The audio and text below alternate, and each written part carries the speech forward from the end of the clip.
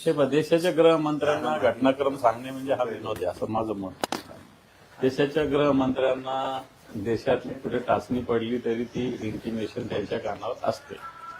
तेव्हा महाराष्ट्रात काय घडलं हे सांगत बसणं किंवा सांगितलं असणं त्याला काही अर्थ नाही. एक आणि दुसरी गोष्ट, माननीय उद्धवजी ठाकरे साहेब वारंवार सांगत असतात की भारतीय जनता पार्टी आपल्या अलाय पक्षांना कशा पद्धतीनं संपविण्याचं काम करते. ज्या अर्थी सगळे मंत्री मंत्रिमंडळावर बहिष्कार टाकतात, त्या अर्थी मुख्यमंत्री दाद देत नाही, त्याच अर्थी त्यांना देशाच्या गृहमंत्र्यांना भेटावं लागतं.